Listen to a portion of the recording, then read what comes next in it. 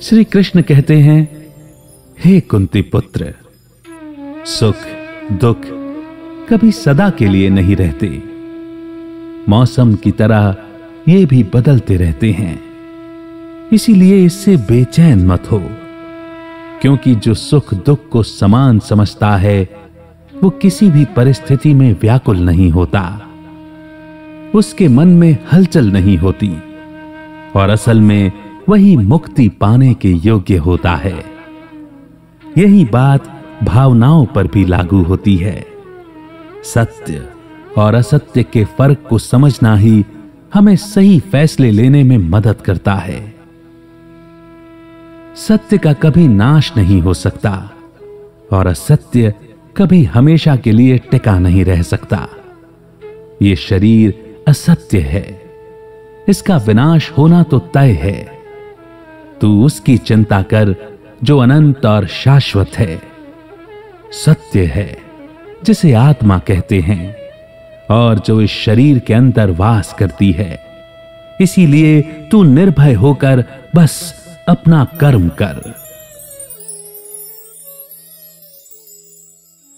यहां यह समझाया गया है कि जीवन में सुख दुख का आना लगातार बना रहता है। कभी सुख आता है, कभी दुख आता है। ये एक अंतहीन सिलसिला है और अगर इंसान इसी में फंसा रहेगा तो उसका जीवन यूं ही निकल जाएगा। असल में परिस्थिति सुख और दुख पैदा नहीं करते, बल्कि हम उसे किस नजरिए से देखते हैं वो सुख या दुख का कारण बनता है। सुख दुख हमारी इंद्रियों के कारण पैदा होते हैं।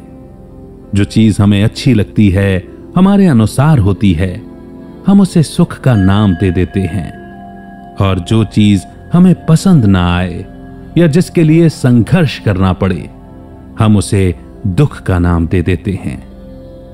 यह सिर्फ हमारी इंद्रियों का खेल है और अक्सर हम इन इंद्रियों की पसंद नापसंद में फंसकर अटक जाते हैं। अगर हम सुख से मिलने वाली खुशी और अहंकार या दुख से मिलने वाली तकलीफ में ही फंसे रहेंगे तो जीवन में आगे नहीं बढ़ पाएंगे।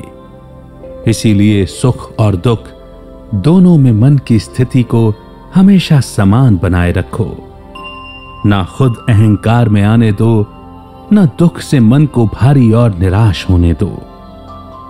परिवर्तन तो प्रकृति का नियम है, इसे स्वीकार करो, क्योंकि हम खुद को अपनी इच्छाओं, डर और विकारों से तभी मुक्त कर सकते हैं जब हम सुख और दुख दोनों में समान स्थिति रखें। जिस मनुष्य को कोई परिस्थिति विचलित नहीं कर सकती, वही जीवन के सफर में सही फैसले, सही निर्णय ले सकता है।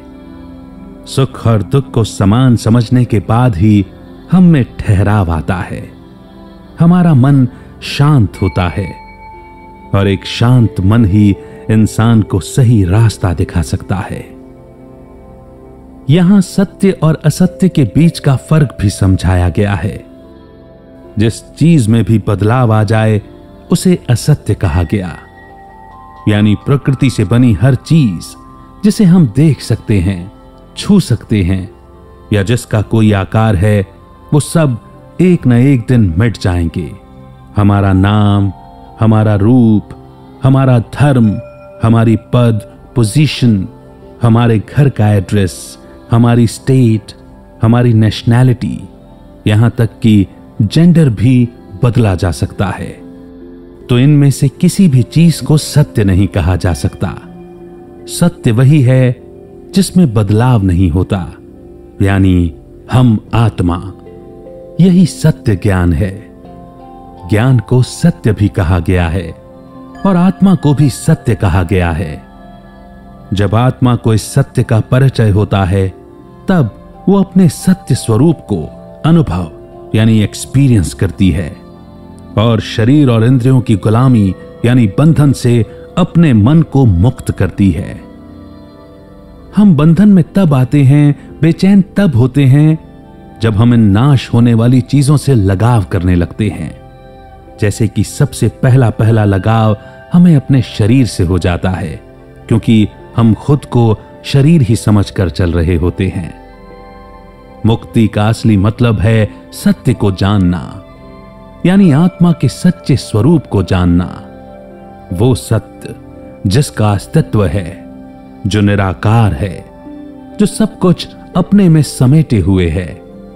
उस भाव में टिक जाना कि हम आत्मा हैं और इसका कभी नाश नहीं हो सकता। इसे ही आत्मानुभूति या सेल्फ रियलाइजेशन कहते हैं। इस अनुभूति के बिना इंसान खुद को शरीर यानी कि मर जाने वाला ही समझता रहता है और सब कुछ इस शरीर के लिए ही करता रहता है। मृत्यु से डरता है, भय में जीता है और लगाव और मोह में फंसा रहता है। इस शरीर के लिए चीजें, रुपया, पैसा इकट्ठे करने के लोभ लालच में ही जकड़ा हुआ रहता है और शरीर को मिले रंग, रूप, पद, पोजीशन के चलते या तो अभिमान या फिर हीन भावना में जीता रहता है। जबकि सच यही है कि इंसान हड्डी मांस का पुतला भर नहीं है, शरीर नहीं है, एक आत्मा है। आत्मा ही है जो मैं हूं, मैं ही हूं जो आत्मा है। शरीर तो कर्म करने का एक साधन है। जैसे एक रोबोट बिना सॉफ्टवेयर के नहीं चल सकता, वैसे ही ये शरीर बिना एनर्जी यानी आत्मा के नहीं चल सकता।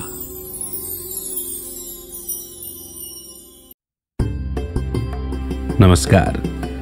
आपके एहसास, आपकी फीलिंग्स कमेंट सेक्शन में लिखकर हम तक जरूर पहुंचाइएगा ताकि हम अपने काम को और बेहतर कर सकें। एक नए चैप्टर के साथ फिर होगी जल्द ही मुलाकात। तब तक रखिए अपना बेहतर ख्याल। जय हिंद, जय भारत।